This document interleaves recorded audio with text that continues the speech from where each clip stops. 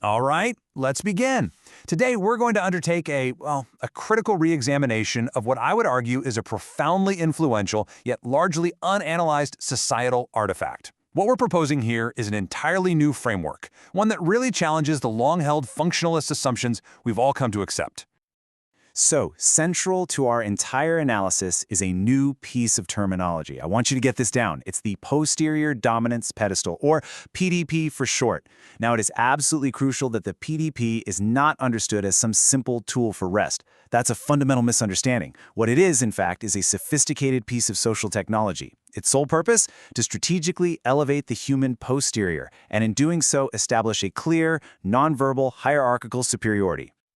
Okay, so here's how we're going to tackle this. Our inquiry is going to proceed through a pretty rigorous five-part structure. First, we'll deconstruct the common object. Then, we'll introduce the PDP paradigm. After that, a taxonomy of dominance, followed by the ritual of assertion, and we'll wrap up by looking at how to master the social environment using this new framework. All right, let's dive into Section 1, deconstructing the common object. And right away, we need to get beyond what I call the fallacy of comfort. And this really brings us to a foundational question, doesn't it? Have we, as a society, as a culture, fundamentally misunderstood our most ubiquitous social artifact? I mean, really, have we just gotten it wrong all this time?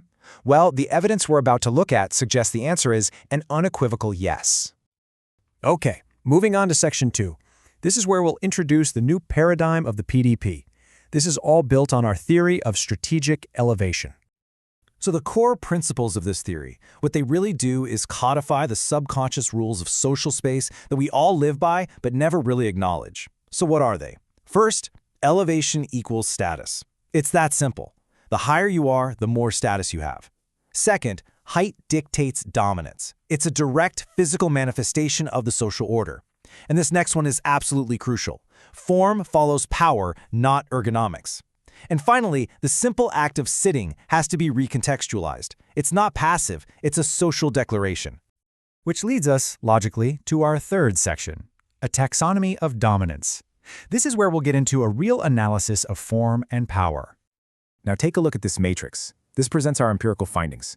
We've actually developed a system for rating different PDP types across 3 key metrics. So let's look. Notice the throne. It has an elevation index of 9.8, a high territorial claim. Its dominance potential? Absolute. Now contrast that with, say, your common office chair. It's merely assertive. And then you have the beanbag. It scores a meager 1.2 on the index and is, for all intents and purposes, functionally subordinate. So let's do a little comparative analysis here, because this really reveals the theory in practice. On one hand, you have the high-status throne. It is engineered from the ground up to maximize verticality, to project authority. On the other hand, you have the subordinate beanbag. Its entire design philosophy is one of submission. It minimizes your height, it makes you concede territory, and it actually compels the user into a physically submissive posture.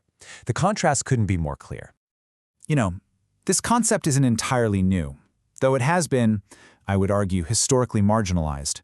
The noted semiotician Dr. Evelyn Reed, well, she wrote in her seminal 1987 work, The Semiotics of Furniture, and I quote, "The act of sitting is a silent declaration of one's place in the hierarchy."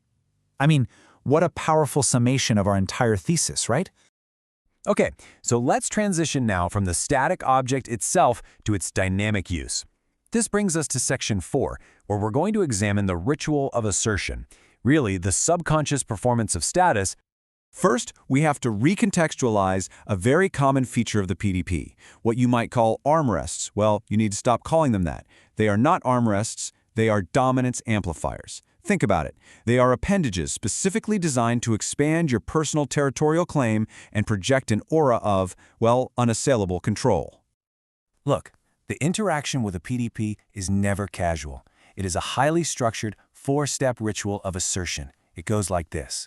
Step 1. You approach and assess the PDP. Step 2. You claim the territory. It's yours now. Step 3. You assume the dominant posture. And finally, the ultimate expression of status. Step 4. You project untouchable power through the act we commonly know as the recline. And that brings us to our final section, number 5, mastering the social environment.